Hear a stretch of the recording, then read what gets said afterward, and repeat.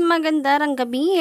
Welcome back po dito sa Gandara SRU channel for showbiz update. Andito na naman nga po akong muli, nagbabalik ang nagmamaganda ninyong kachismosang Kim Pao upang magatid sa inyo ng latest update and fresh happenings patungkol sa kanilang dalawa. But for today's video, tungkol kay Kimi ang ating pag-uusapan sapagkat trending nga sa social media itong si Kimi dahil sa kanya pong pagkapanalo sa magpasikat. Grabe guys! Nagbunga na po yung ating dasal. Pinakinggan po ng Diyos. But before that, sa mga hindi pa po nakaka-subscribe dito sa ating channel, maaari lamang napindutin po ninyo ang subscribe button at notification bell na nandyan sa ibaba para mag-updated at ma-notify ka tuwing may bago tayong balita tungkol sa kanilang dalawa.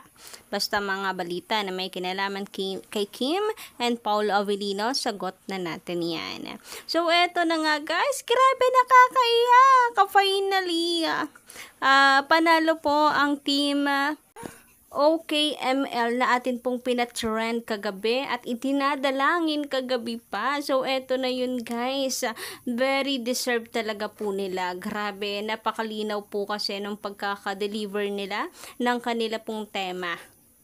So, yun po ang importante at tumagos talaga siya sa puso ng mga horado at ng mga madlang people. Masasabi kong talagang ito po ay year ni Kim Chiu talaga. Dami po niyang blessing ngayon pong 2024, non-stop po talaga. As in. Pero syempre, lahat po gusto kong i-congratulate kasi nagbuhos din po ng effort sila para mapaganda yung celebration or yung magpasikat celebration ng 15 years ng Showtime.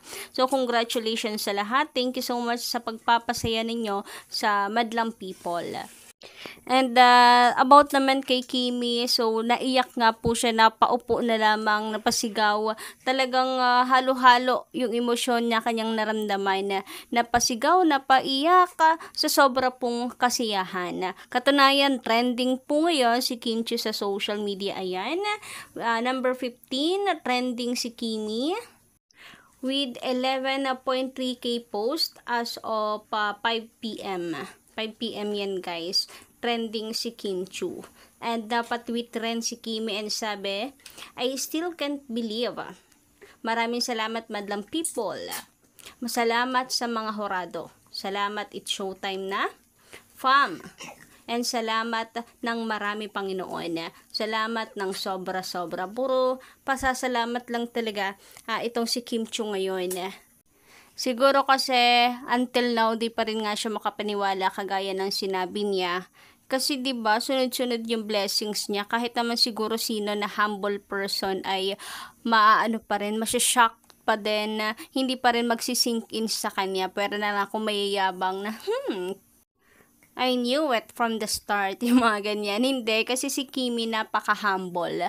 Kaya hindi siya makapaniwala sunod-sunod yung mga blessings niya. Hindi po nagsisink in agad-agad sa kanya. Kaya puro pasasalamat po talaga siya ngayon sa lahat, sa Panginoon, sa kanyang pamilya, sa kanya pong mga supporters, kaibigan na nagmamahal at sumusuporta sa kanya, naniniwala sa kanya.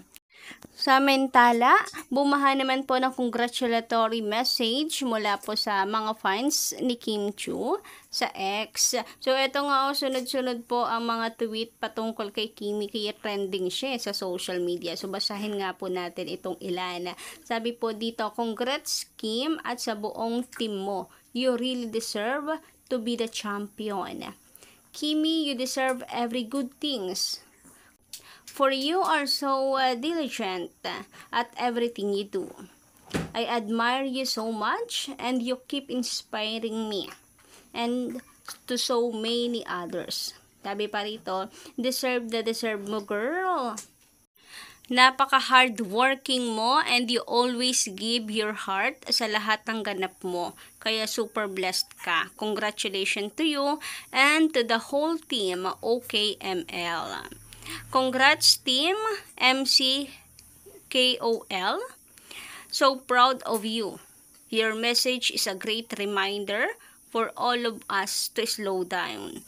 Tigil, hinga, kalma.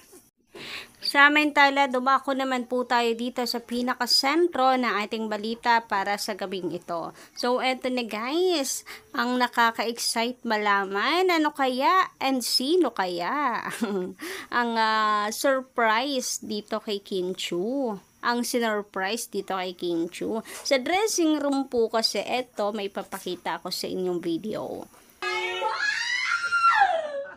I didn't know. Grabe, napakabitin guys. Yung video, hindi natin alam ano yung surprise dito kay Kim. Ano at sino yung surprise dito sa dressing room.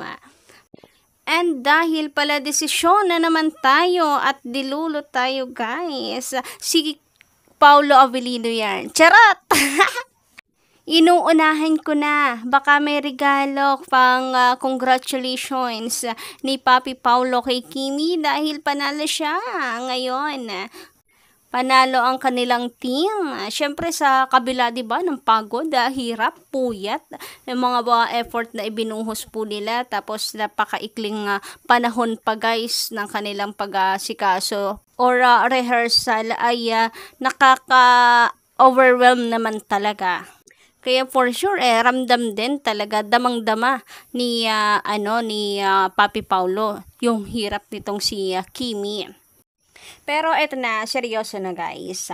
Kung sakali man nga na hindi po regalo ni Papi Paulo ay nag-aabang kay Kim Chiu sa dressing room or kung hindi man si Papi Paulo yung surprise doon ay panigurado guys na nauna na yung message ni Papi Paulo sa kanya through personal message. Panigurado nag-message, nag-chat na po si Papi Paulo sa kanya to congratulate her. Kasi for sure nanood po siya ng live para abangan na kung sino po ang winner.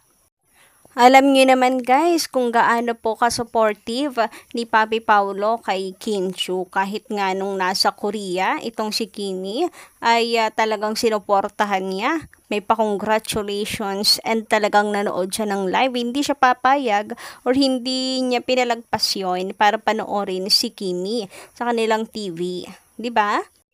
Sobrang napaka-supportive niya pagdating po kay Kim Chiu, kaya malamang niyan yung message po niya kay Kim or may message na siya kay Kim Chiu right away.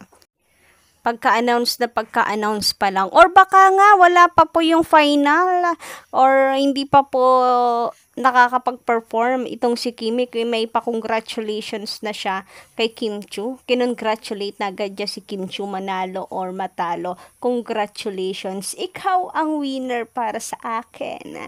Charot! Nakanglande.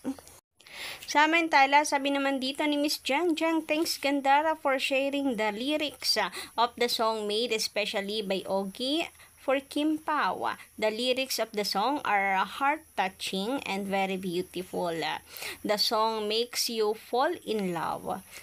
So excited to hear the song with its melody. Thanks Ogie for loving Kim Pao and for making a song for them. God bless Kim Pao. And hindi lang po kanta ang kanyang ibinahagi, ang kanyang isinare sa Kim Pao, kundi ang kanya pong pagmamahal. It's not just a song.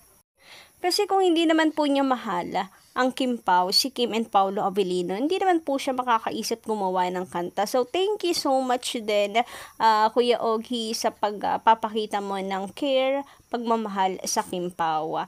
And ang mga Kim Pao fans ay sobrang masayang-masaya ang kanilang puso sa napakagandang balita na ito na gumawa ka ng kanta para sa Kim Pao. So, yes, we can't wait na marinig ang kantang yan with its melody. So, kayo ba guys, ano ang inyong masisay patungkol dito sa atin pong topic ngayong araw? Paki-comment ka lang po dyan sa baba and maraming salamat po sa inyong pakikinig. Thank you so much sa pagsuporta sa ating updates araw-araw. And kung kayo naman ay bago lang dito sa ating channel, just click the subscribe button and notification bell para po sa iba pang mga balita. Maraming salamat!